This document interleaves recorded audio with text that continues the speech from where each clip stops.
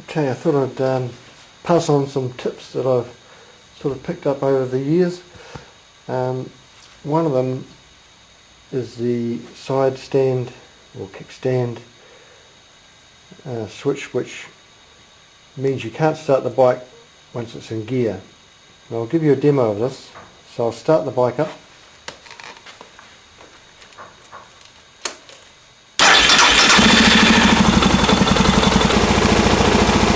Okay, so the side stands down to neutral. If I put it into gear, she dies. Okay, take it to neutral, start it up.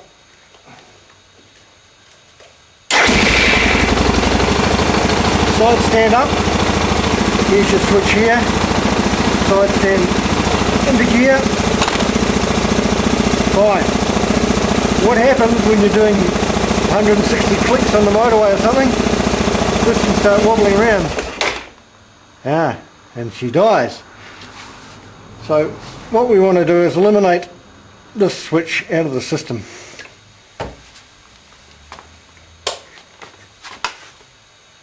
So, okay, if we trace the wire, it goes from the switch up here, around here, and it's joined in here with a green joiner. So we don't need to take the switch off or anything. We just unclip this somehow, like that. That's the one that comes from the switch down by the kickstand. So we can just fold that.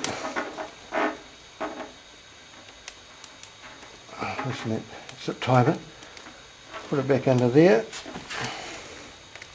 If we ever want to reconnect it at a later date, we can do that just by, we don't want to chop anything because that's barbaric. We'll just tighten that up again, fold that back down in there, and that's out of the way in there. So what we need to do is jumper those two pins in there. So what I've done is I've made a jumper, just push clip and a push clip with a wire. So if we just put one on that pin, push it on, put one on that pin, push it on, going on too well, hold on. That's it. So we'll give it a test.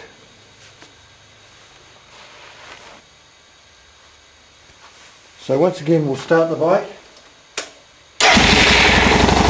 Now, side stands down, so if we put it in here it would normally cut out, but now, we've eliminated that side switch with that jumper lead.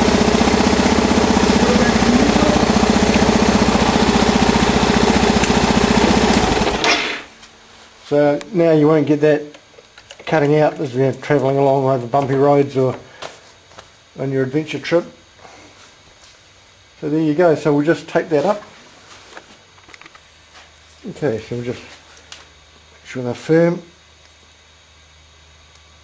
Put a bit of tape over there.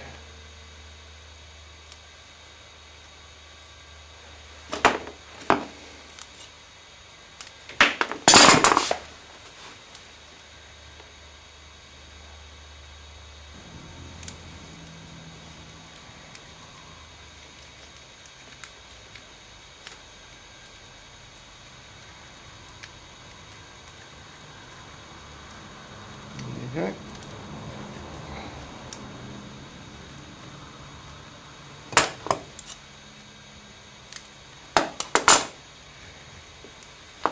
If we just put that back from whence it came in there.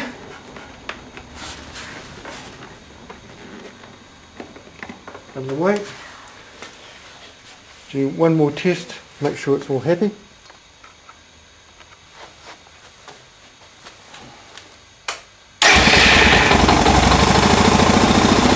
Side stand down. Here.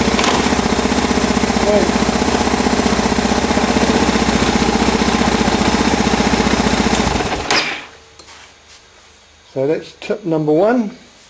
Hopefully it's helpful. My second tip, here's a tip. In the winter, and you're doing short runs and really cold, you want the engine to heat up a bit quicker because, as you know, crud builds up in your crankcase covers as shown previously. So what I've done is cut a piece of plastic out of it. In this case it was a bit of guttering, and it just slips in front of your oil cooler there. Means on short runs in the cold, your engine will heat up to temperature quicker and hopefully burn off all that condensation inside the motor. Just like that. I've left a little couple of tab type things on there so it doesn't fall through. Slip it in and proceed on your short ride. I wouldn't leave it in there for too long, just short rides. Mine's 10 k's every day, so that's fine if it's, you know, cold winter temperatures.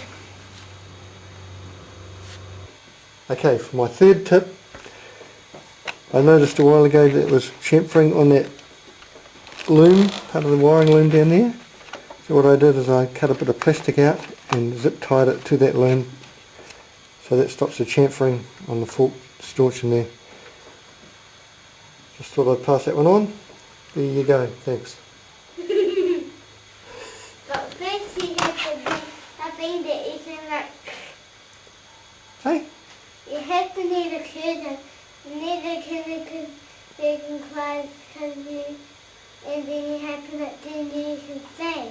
Oh, okay. We haven't got any curtains.